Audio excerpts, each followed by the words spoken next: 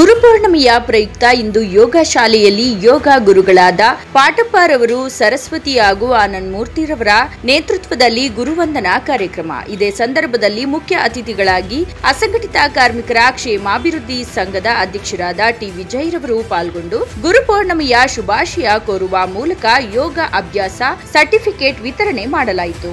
ಇದೇ ಸಂದರ್ಭದಲ್ಲಿ ಡಾಕ್ಟರ್ ಚಂದ್ರಾಚಾರ್ಯ ನವಲಿ ಯೋಗ ಪ್ರದರ್ಶನ ಮಾಡಲಾಯಿತು.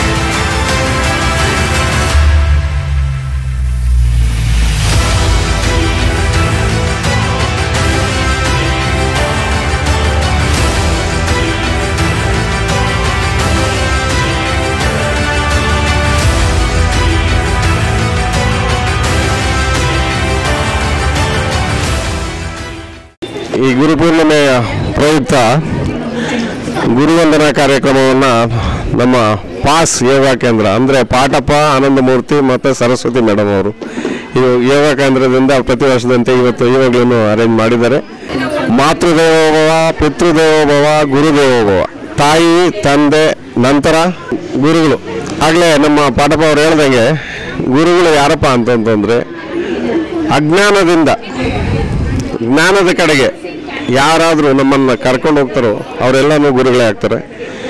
ನಮಗೆ ಗುರುವೇ ಮೂರನೇ ದೈವ. ನಮಗೆ ಮೊದಲನೇದಾಗಿ ಪಾಠ ಕಲಿಸಿದ ಗುರು, ನಂತರ ನಮಗೆ ದಾರಿ ದೀಪ ತೋರಿಸುವಂಥ ಯಾರೇ ಆಗಲಿ ಅವರು ಗುರುಗಳಾಗ್ತಾರೆ. ನನಗೆ ಯೋಗ ಗುರುಗಳಾದಂಥ ನಮ್ಮ ಪಾಟಪ್ಪನವರು ಅವರು ನನಗೆ ಯೋಗ ಇದರಲ್ಲಿ ಅವರು ಗುರುಗಳಾಗಿದ್ದಾರೆ. ಈ ಥರ ಒಬ್ಬರಿಗೆ ಒಂದೊಂದು ಯಾರಾದರೂ ಕಲಿಸಿದ್ರೆ ಅವರು ಗುರುಗಳಾಗ್ತಾರೆ. ಈ ಗುರುಪೂರ್ಣಿಮೆ ಅಂಗವಾಗಿ ಎಲ್ಲರಿಗೂ ಗುರುಗಳಿಗೂ ನನ್ನ ಹೃದಯಪೂರ್ವಕ ನಮನಗಳನ್ನು ಸಲ್ಲಿಸ್ತಾ ಇದ್ದೀನಿ. ಶುಭ ದಿನ, ಗುರುಪೂರ್ಣಿಮೆ ದಿನ ಎಲ್ಲರಿಗೂ. ಇಲ್ಲಿ ಸುಮಾರು ಒಂದು 50ರಿಂದ 100 ಜನ ಹೆಚ್ಚು ಕಮ್ಮಿ ಸೇರಿದ್ದಾರೆ. ಎಲ್ಲ ಪ್ರತಿನಿತ್ಯ ಅಭ್ಯಾಸವನ್ನು ಮಾಡ್ತಿದ್ದಾರೆ.